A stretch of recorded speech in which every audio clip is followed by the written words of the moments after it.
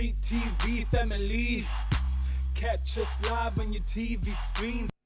Definitely catch us live on your TV screens Monday to Friday, 4 to 5 p.m. We are the best thing on your mama's television at the moment. It's TGF. Thank goodness it's a Friday.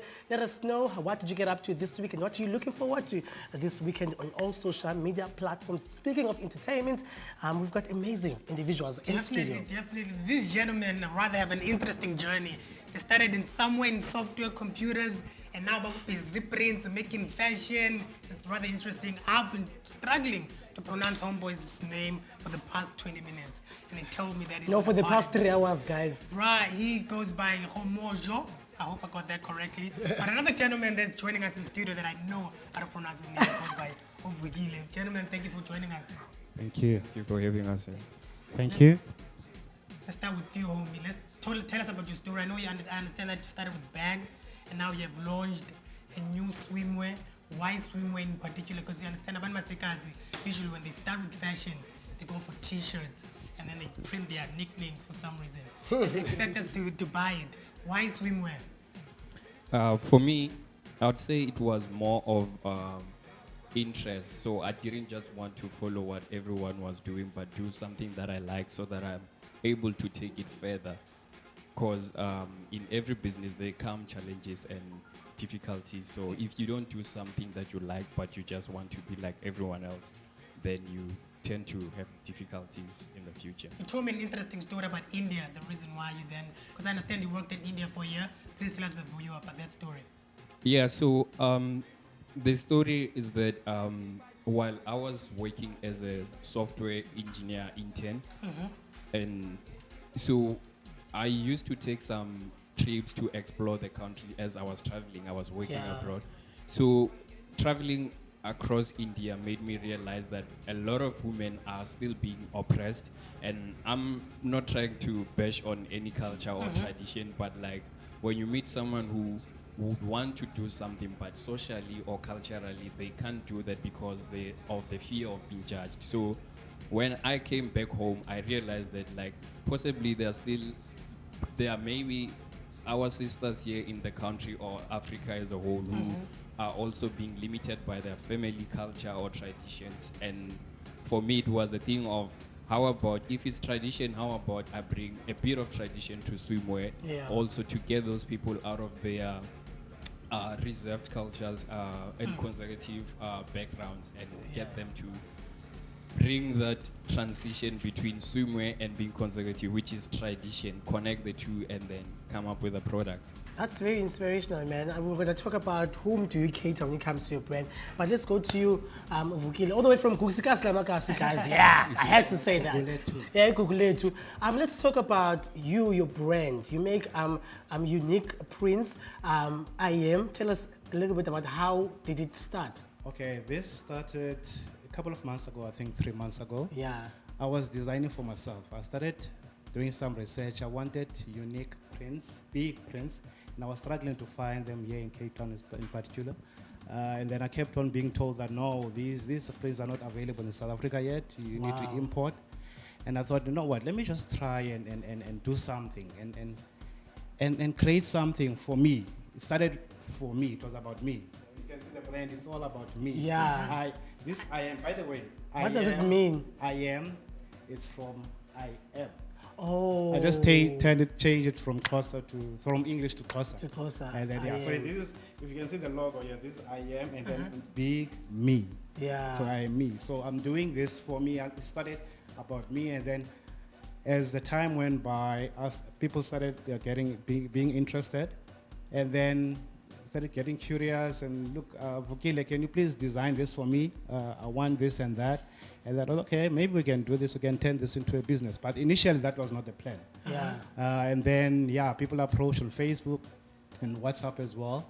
And then, it started from there. And what I wanted, though, was to create something that's going to be different, not just another T-shirt business. Yeah, I wanted something with an African touch. I'm very passionate about African culture and tradition and patterns.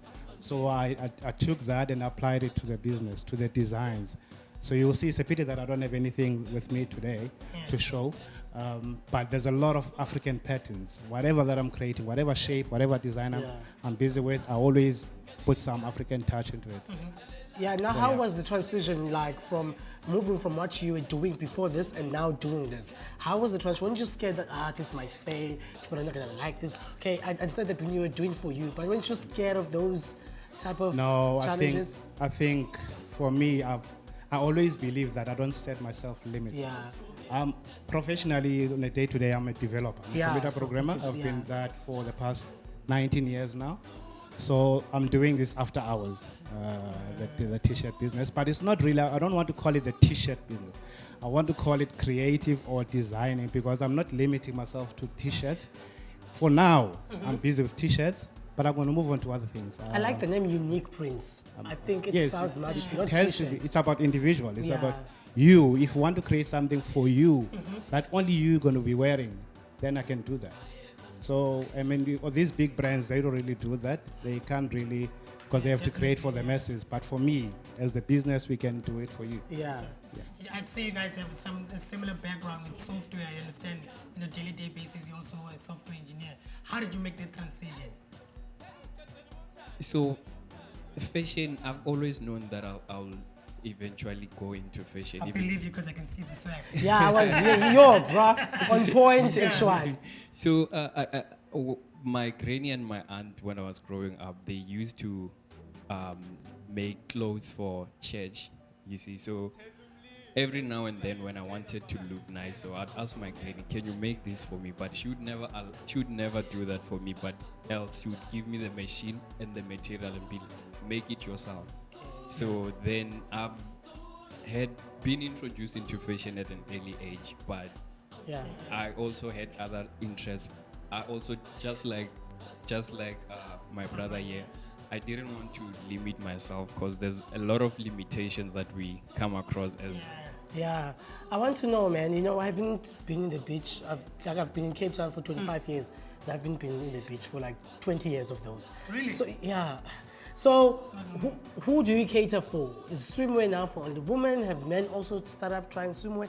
Who do you specifically cater for?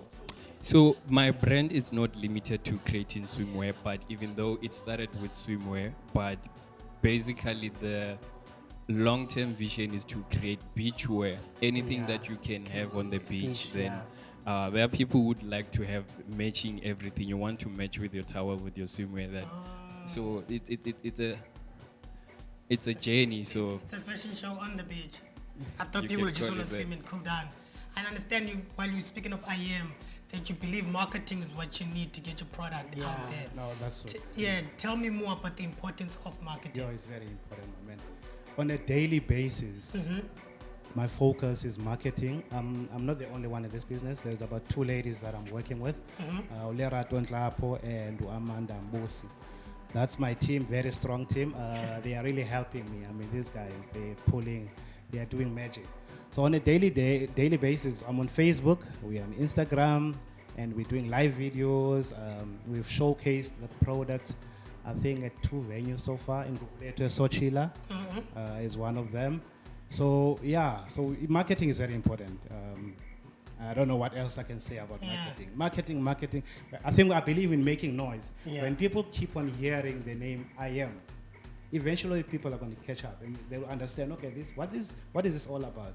Oh, I've heard this somewhere. I've heard this IM. Oh, now they can make the connection to the brand. So for me, marketing on a daily basis, that's key. Yeah, I must say IM is a very unique name. Definitely. As well. Where do you vision the business in the future? Let me tell you what happened when we started. I was doing the printing. We were outsourcing it to another business. But then we recently faced some challenges with that. So we're outsourcing printing. We were buying our t-shirts from a very well-known company, which is known for quality. I don't want to mention the name. I'm sure you guys know. So we strictly buy our t-shirts from them. And then the printing I was outsourcing to another business. But then I started having challenges. So this week we finally made a decision. We purchased our own equipment. And we're very proud of that. That's a big announcement, very big achievement for us. I must say, Today, this morning, around 10 o'clock, I went for training on how to use the equipment. So myself and the team will be starting printing on our own. We don't have much time, and I wish we had a whole entire show to actually talk about the inspiring businesses, but we don't have that. But you can definitely follow them on their social media platforms. Quick breather, we'll do more to come right on Ekse straight after this.